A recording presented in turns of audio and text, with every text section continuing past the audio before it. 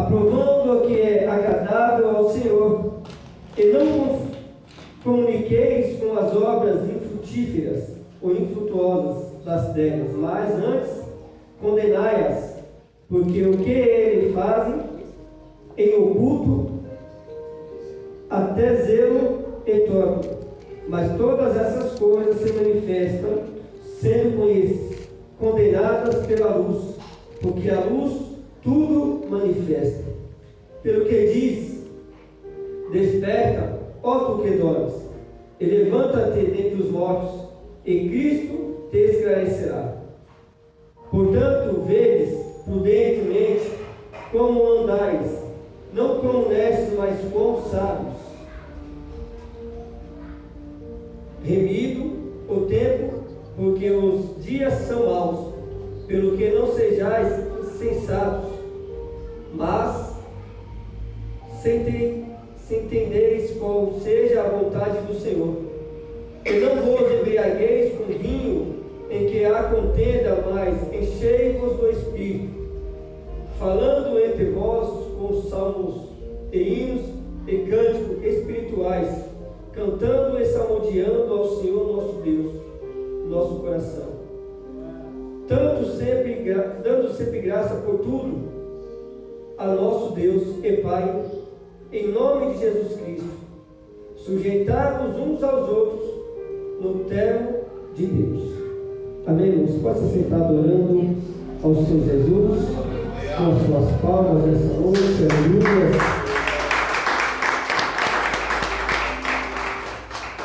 Aleluia a Deus. Louvado o nome do Senhor. Glória a Deus. No livro de 1 Coríntios, capítulo 6, versículo 9 diz assim: não sabeis que o injusto não ama herdar o reino de Deus? Não erreis, nem os desfassos, e nem os idólatras, e nem os adúlteros, e nem os fornicadores ou afeminados, nem os sodomitas, e nem os ladrões, nem os avarentos, e nem os bebedores, e nem os maldizentes, e nem os roubadores herdarão o reino de Deus. E é o que alguns têm sido, mas haveis sido lavados, mas haveis sido santificados, mas haveis sido justificados em nome do Senhor Jesus e pelo Espírito do nosso Deus. Irmãos, vemos que a palavra de Deus é bem clara nos dizer que os tais não herdarão o reino de Deus. E a gente vemos, irmãos, que as coisas estão acontecendo no nosso meio e o povo está incomodado com essas coisas. Para muitos está sendo normal o que está acontecendo em nosso meio. Para muitos, o povo está achando que é normalidade, é lícito. Mas a Bíblia diz que todas as coisas nos são lícitas, mas nem todas as coisas nos convêm.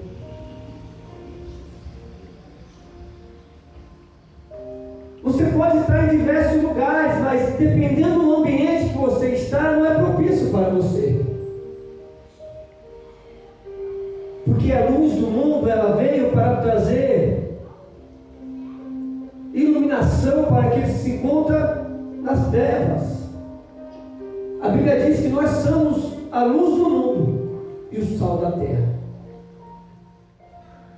O que eu aprendo é que nós, sendo luz,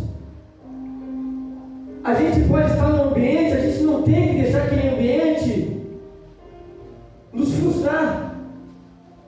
A gente tem que estar no ambiente sendo luz e não podemos deixar que aquele ambiente nos influa de uma tal maneira que faz com que a gente se pareça como eles. Nós somos a luz do mundo e sabemos, irmãos, que a luz, neste momento a gente vemos que está escurecendo. Nós tínhamos a luz do dia, agora está escurecendo, vai vir a luz da noite.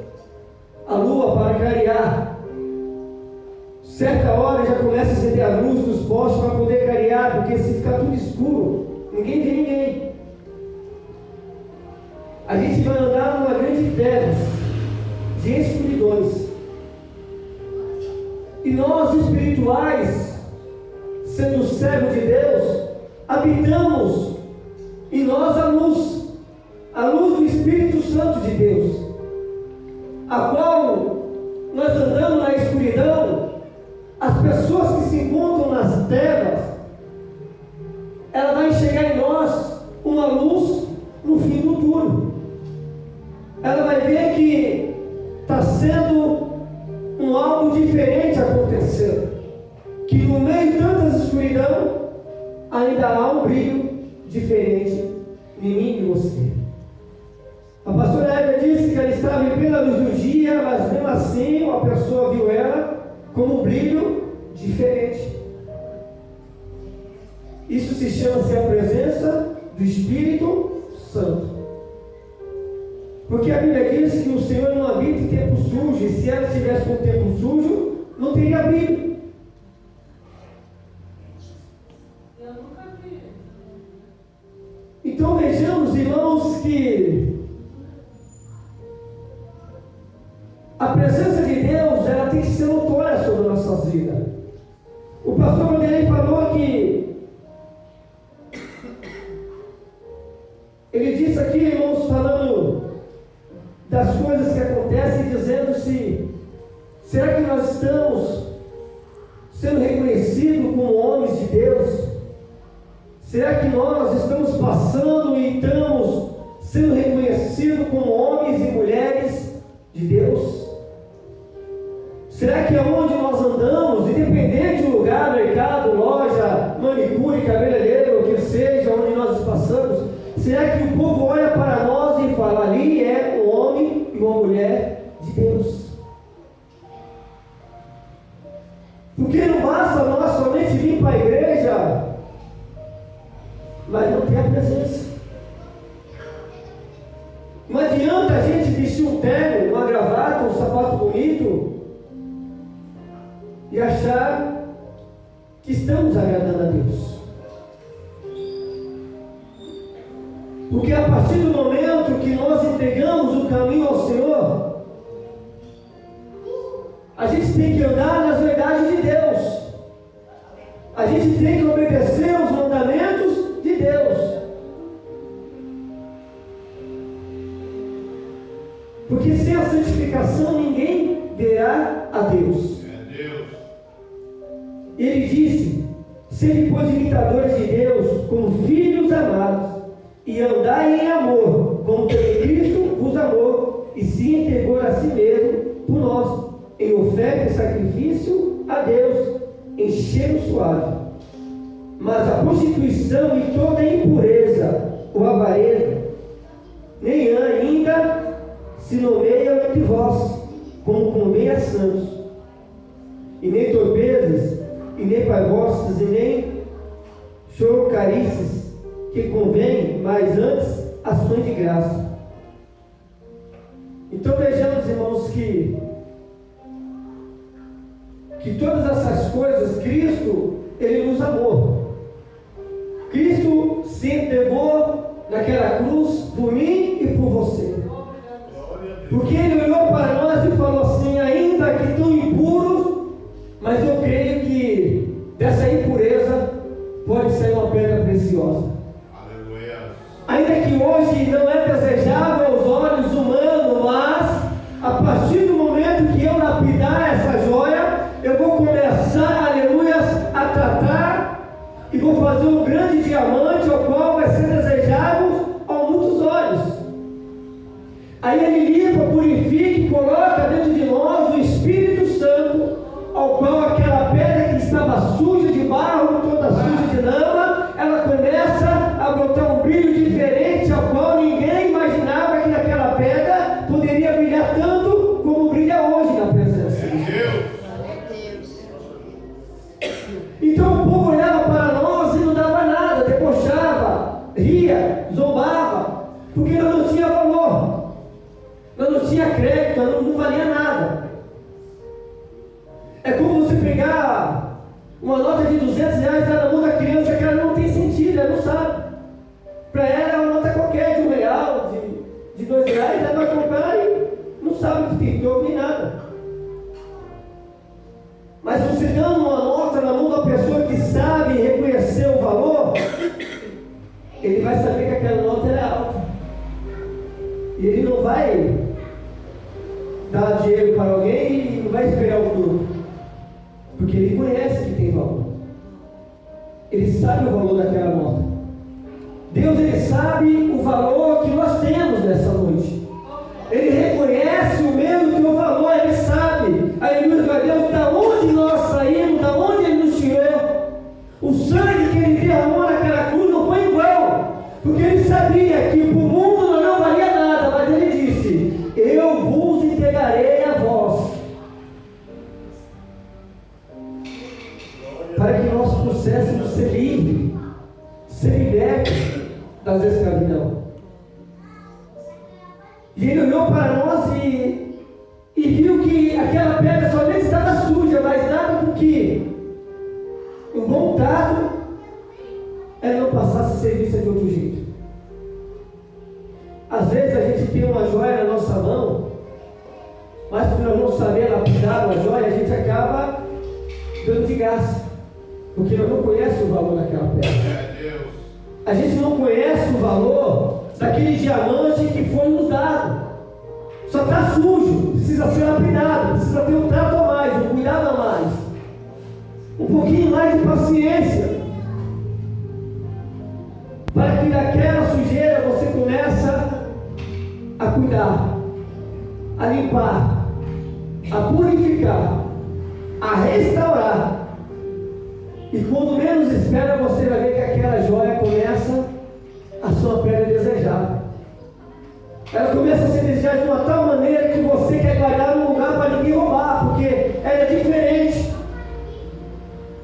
Você nunca viu daquela maneira, você nunca viu daquela pedra. Então, se você mostrar para qualquer pessoa, ela vai saber que é diferente, nunca viu. Então, ele vai desejar no coração o desejo de pegá-lo, porque ele sabe que é bom. Um ladrão não vai entrar na sua casa para roubar aquilo que não tem valor. O ladrão ele só entra na casa de alguém porque ele sabe, já disseram para ele que ali tem algo de valor. Tem algo que se ele pegar, ele vai ter lucro. Porque essa casa é vazia, não tem nada, o ladrão vai roubar o que da casa? Nada. Ele sabe que não vai ter valor, não.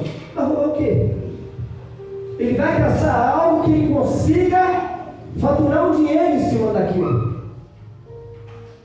O que eu quero que nós entendamos nessa noite é que a Bíblia diz que o inimigo da nossa vida, que é Satanás, ele vem para roubar, matar e destruir, mas Deus vem para dar vida e vida com abundância.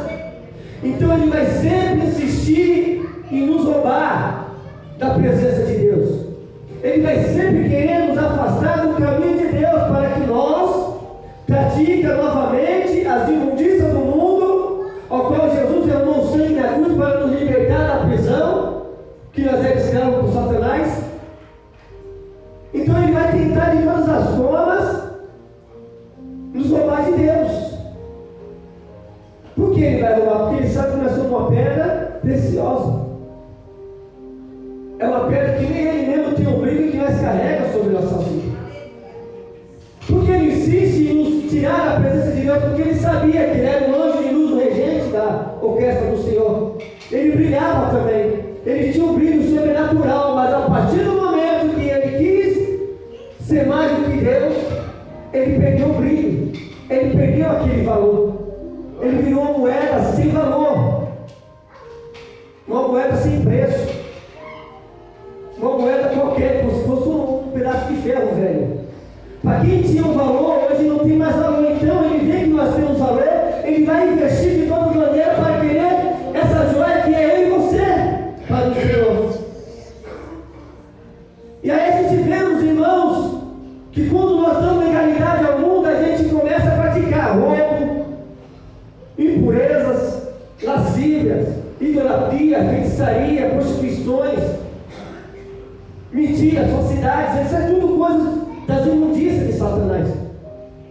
Porque a gente habitando dessa maneira, ele sabe que o brilho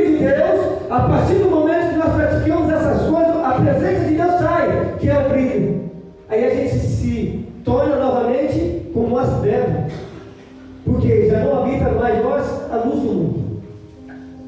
Porque o corpo está sujo, está contaminado. O corpo tanto contaminado, ele vai precisar de um grande tratamento. Ele vai ter que passar por um grande tratamento. Então o inimigo, ele tenta de todas as maneiras aparar a minha e a tua vida. E como ele disse, porque no outro tempo eras treva, mas agora sois luz no mundo, como o Senhor. Andai como filho da luz.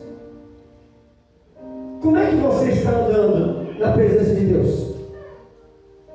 Nós somos filhos. Nós somos filhos.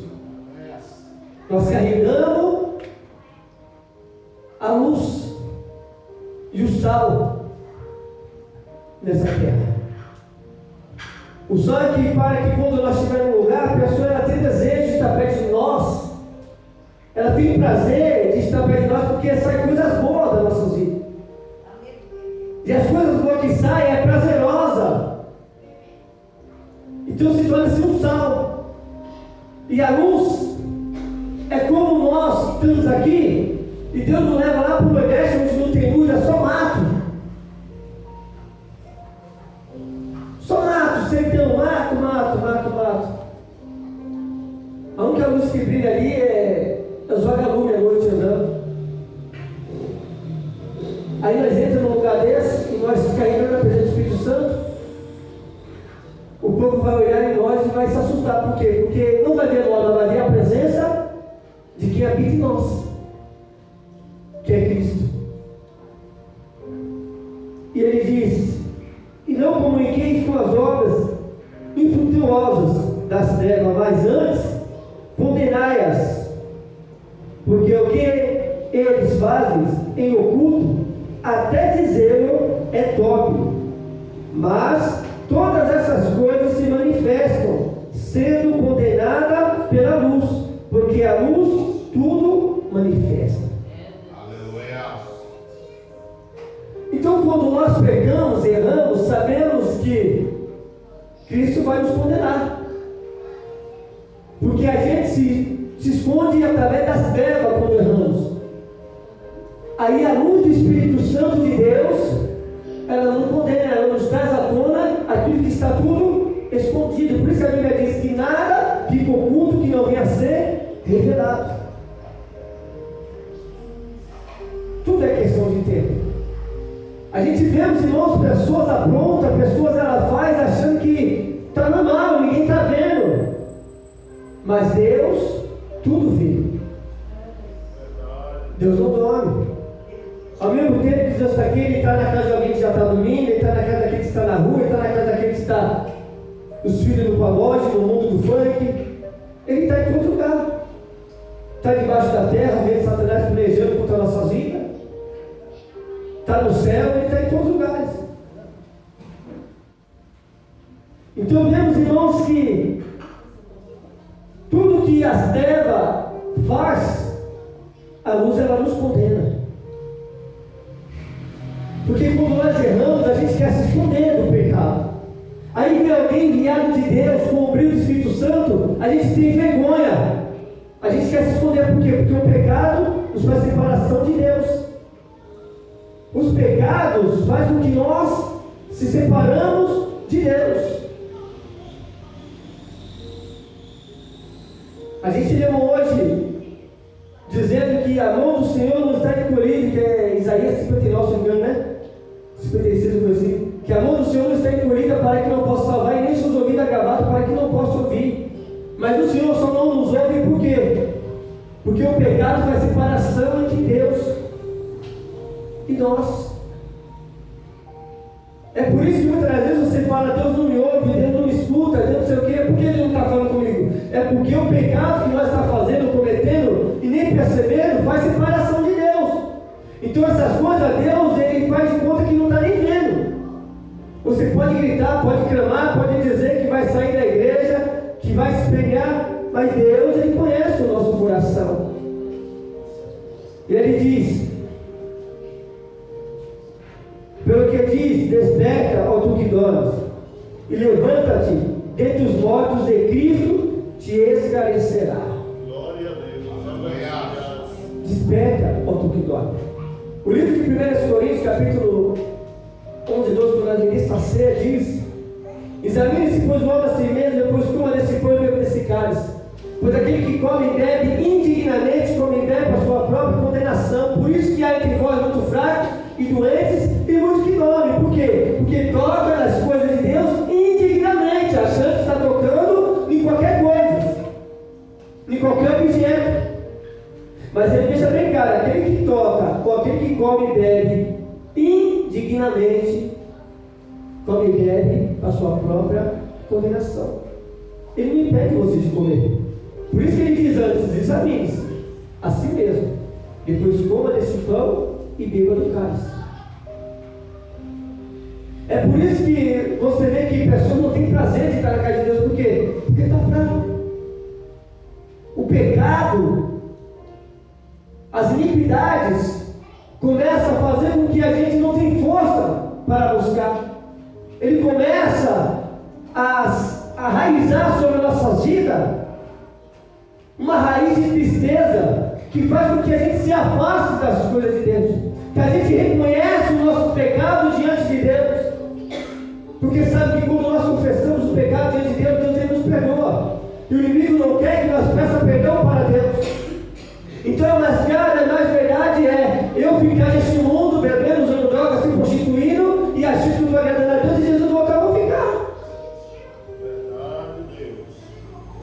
Nós cansamos de dizer, irmãos, o que adianta nós estar aqui e não ter certeza se vai ser salvo? É em vão. Deus ele tem uma boa obra na nossa vida. Deus ele tem promessa de vidas, de abundâncias de vida. Deus tem providência na nossa vida, tem, mas para isso se cumprir, a gente tem que estar no centro da vontade de Deus.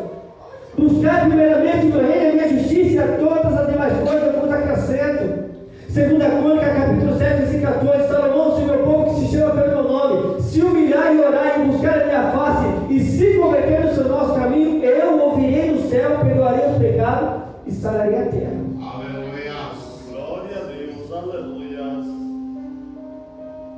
Jeremias 33, escreva-lhe que eu responder-te-ei, e anunciar-te-ei coisas grandes e ocultas que não sabem. Você vê que Deus ele tem sempre coisas ocultas para nos mostrar? Você vê que Deus tem coisas que os nossos olhos ainda não viu, o nosso ouvido não ouviu, e ainda não Deus ele tem para nós. Mas nós não conseguimos alcançar essa dádiva porque a gente está fadigado com as coisas do mundo, com os afazeres do mundo. E pouco tempo teremos para Deus. Muitas das vezes só pegamos na Bíblia quando é para vir para a igreja. Aí lembramos de pegar a Bíblia. Mas temos 24 horas. E mesmo assim, o menor tempo para Deus, a gente deixa o inimigo roubar.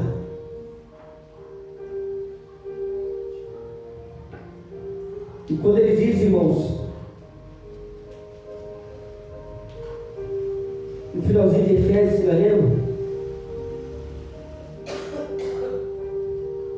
E falando entre vós como salmos e hino e cântico espirituais, cantando e salmodiando ao Senhor nosso Deus do vosso coração. Quando nós entramos na casa de Deus, a gente tem que entrar com alegria.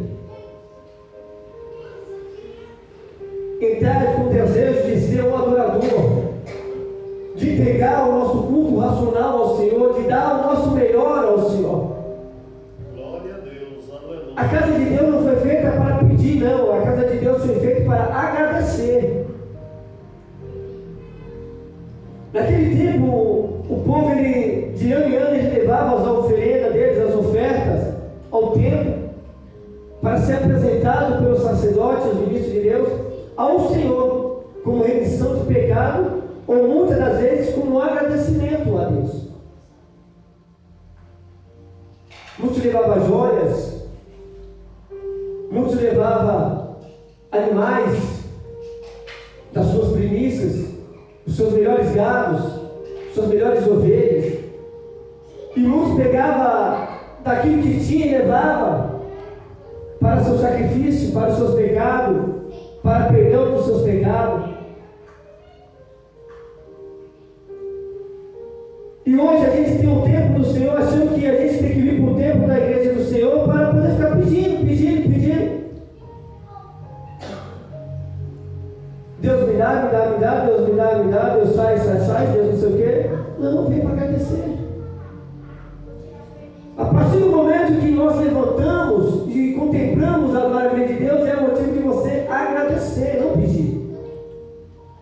Porque Ele te deu mais uma oportunidade de você conquistar os seus objetivos. Aleluia. E quando Ele diz: sujeitai-vos aos outros no temor de Deus. E quando Ele diz no livro de Coríntios, 1 Coríntios, capítulo 6, não sabeis que o injusto não hão de herdar o reino de Deus. Não erreis, nem os devassos, e nem os idólatras, e nem os adúlteros, e nem os fornicadores ou efeminados, e nem os sodomistas, e nem os ladrões, e nem os avarentos, e nem os bebedores, e nem os maldizentes, e nem os roubadores herdarão o reino de Deus. Como dizemos, irmãos, todas as coisas não são lícitas, mas nem todas as coisas são. A Bíblia diz que os conhecereis a verdade, e a verdade vos libertará. Glória a Deus, aleluia. Mas se eu não ler a Bíblia, eu não vou conhecer a verdade. E eu não conhecer a verdade, eu continuo pecando. Porque a partir do momento que alguém chega em mim e diz: pastor, você está errando nisso, isso vai te levar para o inferno, isso não é justo diante dos olhos, independente se sou cristão ou se não sou cristão, e eu não dar ouvido, ele foi usado como uma atalaia. E Jesus voltar e eu não der ouvido, se for o caso, a espada vai descer, eu vou morrer. E não adianta que aquele lá avisou, ele não vai ser culpado do meu sangue, porque ele me alertou que eu estava errando, andando no caminho errado. Não importa o pecado, tudo é pecado. E a Bíblia diz que aquele que não tem pecado se faz mentiroso. Então sempre a gente está errando. Então todos os dias a gente tem que estar pedindo perdão para Deus. Todos os dias, porque todos os dias a gente erramos, falhamos diante de Deus. Um para mais, um para menos, mas pecado é pecado, não tem essa de grande pequeno, tudo é pecado. Então vemos que os afeminados, os ladrões, os bebedices, os feiticeiros, os idólatras, os fornicadores, ele está dizendo: vem cá, irmão, não herdará. Ele não está falando assim: ainda tem uma oportunidade, não herdará. Os que praticam essas coisas. Ele está dizendo: ainda tem chance, não, tem esperança. Ele está dizendo que esses que praticam e não querem deixar de praticar essas coisas não vão herdar o reino de Deus. Não adianta. Não é eu que estou dizendo, é a palavra. Não vai herdar e acabou. Ou a palavra de Deus é mentirosa? A palavra de Deus é verdadeira. Então se está escrito é porque vai se cumprir. Então cabe a mim e a você se examinar como é que estamos diante da presença de Deus. É o culto da família, irmão, mas a gente tem que pregar o que Deus ele manda nós pregar, é a verdade. Porque é melhor nós sairmos daqui, irmãos, com a certeza daquilo que Deus tem para a nossa vida, do que a gente sair daqui enganado.